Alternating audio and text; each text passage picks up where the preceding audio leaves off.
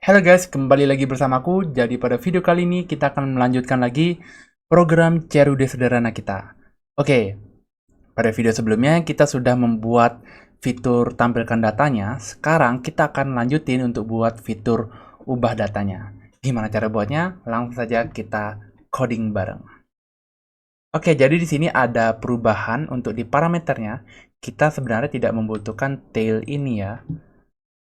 Kita hanya membutuhkan si head-nya aja.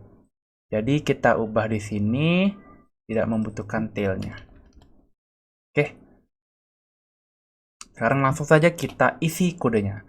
Apa yang harus kita isi pertama? Tentunya kita cek dulu deh ya. Seperti biasa, cek dulu apakah datanya itu kosong. Ya, data yang diinputkan itu ada atau tidak. Apakah datanya itu ada atau kosong gitu. Kalau dia tuh kosong atau null, maka tampilkan pesan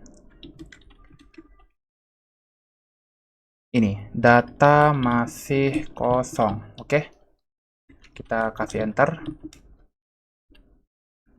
Lalu langsung return ya, biar kode di bawahnya tidak dijalankan. Nah, kalau misalnya nggak kosong, kita pertama buat variabel untuk menampung pilihan ininya. Bukan pilihan sih, maksudnya untuk menampung uh, inputan gini, data yang mau diubah. Oke, cout. Ini adalah masukkan data yang mau diubah. Oke, sekarang kita pakai cin untuk membaca inputan usernya dan memasukkannya ke dalam variabel ubah. Oke, sekarang kita buat temporarinya.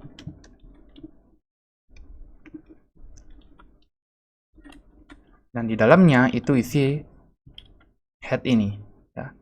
Untuk sementara ini adalah isi head ini. Nah, lalu kita akan melakukan looping.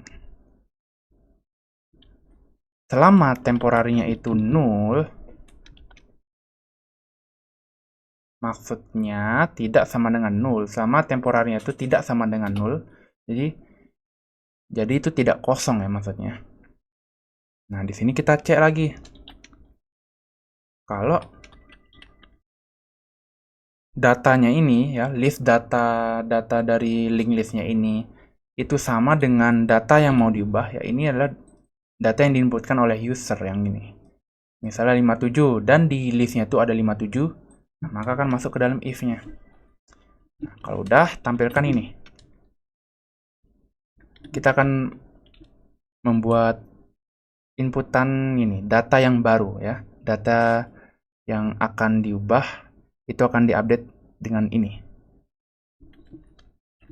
Masukkan data yang baru ya. Nah, habis itu kita membaca inputannya dengan cin dan memasukkannya ke dalam ini, temporary datanya ini, biar nanti datanya di replace dengan data yang baru. Kalau udah, kita tampilkan aja pesannya. Data berhasil diubah. Oke. Nah, sekarang kita kasih enter. Oke, dan kita kasih return ya. Biar kalau datanya udah ditemukan, dia nggak ngelooping lagi dan langsung keluar dari fungsi ubah data. Oke, koma. Oke. Nah, sekarang nih. Ini misalnya kalau datanya belum ditemukan. Tapi datanya itu masih ada. Dia belum ditemukan datanya yang sama dengan ubah ini, tapi dia masih melooping. Nah, kalau dia masih melooping, nih kita tambah ini nih.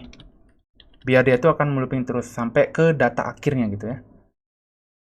Kalau nggak isi ini, nanti dia yang data selanjutnya dia nggak tahu apa isinya. Ya. Intinya ini untuk memberikan alamat memori data selanjutnya gitu. Biar dia bisa tahu data selanjutnya apa. Nah, kalau udah tahu, tinggal ditampilkan lagi. Apakah sama dengan si data yang mau diubah?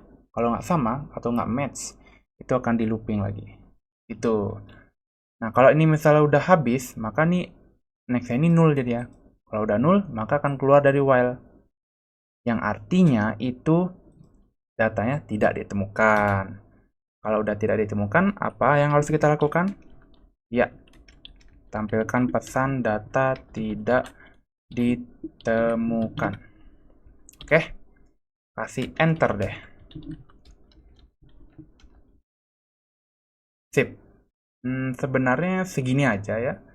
Tidak terlalu panjang, tidak sepanjang yang tambah data gitu. Oke, sekarang kita akan coba.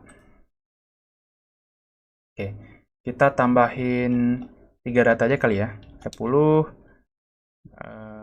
2, 3, tambah data di akhir, tambah data misalnya 90, tambah data di akhir. Oke, sekarang kita coba ubah data. Kita mau ubah yang data 90. Nah, ada nih mas, dapat kita. Data yang baru kita mau ubah jadi 1000 gitu. Oke, sekarang kita coba tampilkan data. Tampilkan data dari awal ke akhir, berarti pakai 1. Nah, dapat nih. 10, 23, 1000. Ini data yang baru kita update. Nah, sekarang kita coba kondisi ketika data yang mau kita ubah tidak ada. Misalnya kita coba ubah data yang mau diubah. Misalnya tadi yang nggak ada tuh 1, 2, 3. Oke, muncul pesannya kalau datanya itu tidak ditemukan. Nah, sekarang untuk fitur ubah data kita sudah selesai. Ya, kita akan menuju ke video terakhir, yaitu video untuk membuat fitur hapus data. Ya, jadi untuk video ini berakhir sampai di sini. Ya, di video selanjutnya kita akan menuju ke video terakhir, yaitu gimana cara kita untuk membuat fitur hapus data. Oke, gimana caranya? See you in the next video.